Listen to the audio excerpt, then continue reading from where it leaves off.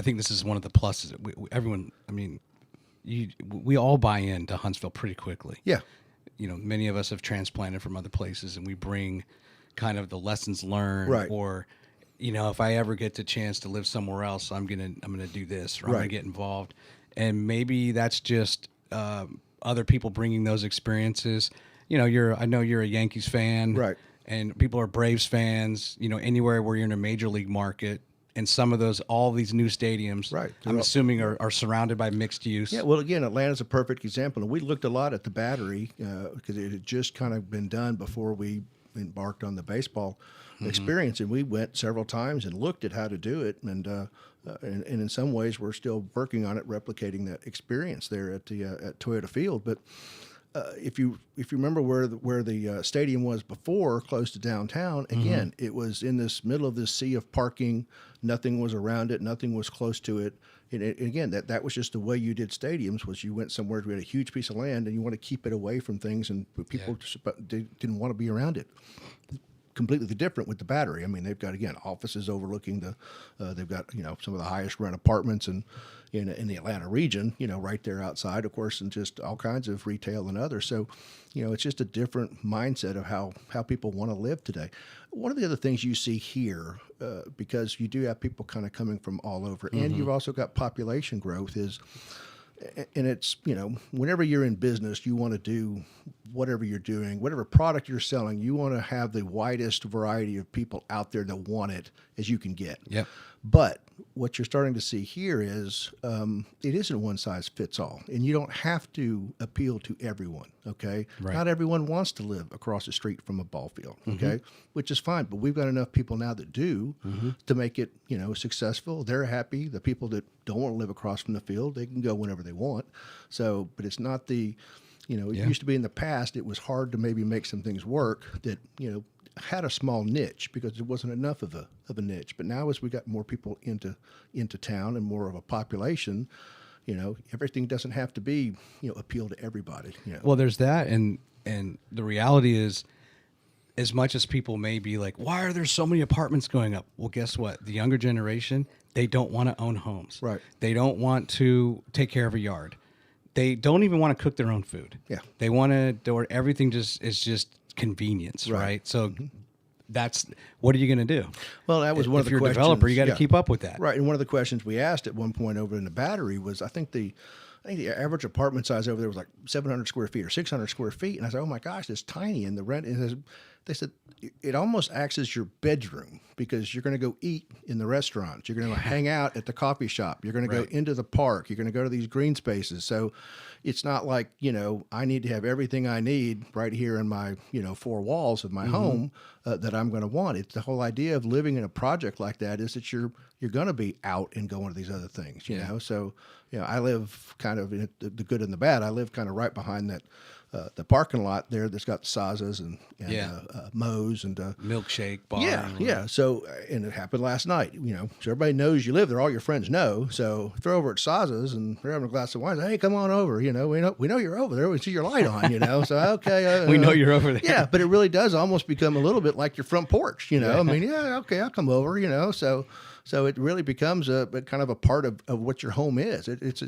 different experience. I was at the game last night, and I know you guys have a suite. Yeah. And I looked, and I was like, "Wonder if Joey's in there. If he's in there, I'm gonna go say hi to him." Yeah, not last night. Yeah, how often do you go to the games? Yeah, I go a lot, especially since I've moved over there. I mean, most nights, if I don't have something going on, I'll go over and go to the games. I just love baseball. I just love the experience. Yeah. But so I go quite a bit. So. Real quick, I know that you posted something on Facebook, and when I was talking to Chad, I just keep going back because the soccer thing is very exciting, right?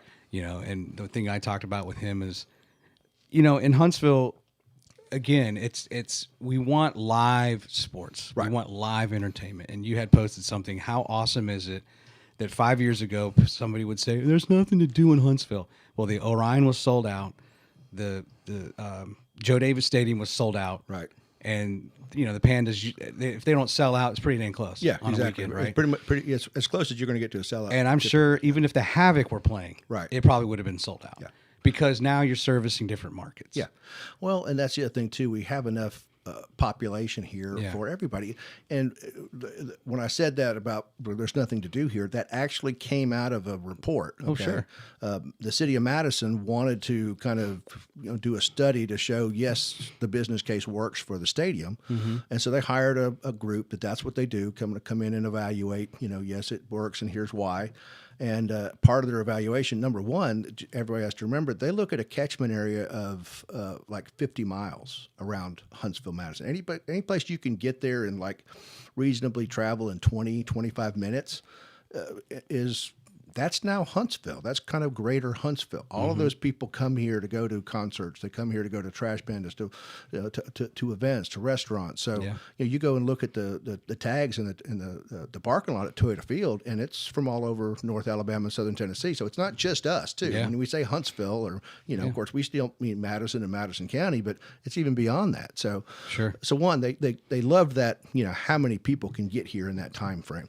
But the other thing they were talking about when they said about the whether or not to be successful, they said, one of the other things that are going to drive the success of this stadium is there's nothing to do here. They said, we have never been in a community with the population and the income and the education level of this community with less things to do. And you just kind of stopped and thought, and they're right. It was like, well, you got Top Golf, and every once in a while you got some events going on, and you've got, of course, restaurants, but there wasn't. There's that kind of a thing. So, as much as we kind of would beat ourselves up, when you really started to think about it, there really wasn't all that much to do. So, there was no natural competitor. Even like we went and saw the team up in Columbia in their new stadium, minor league baseball. Well, They've also got the University of South Carolina baseball team there that draws several 100,000 fans a year that kind of competes with them somewhat. But yeah, that was kind of really directly out of that guy's report.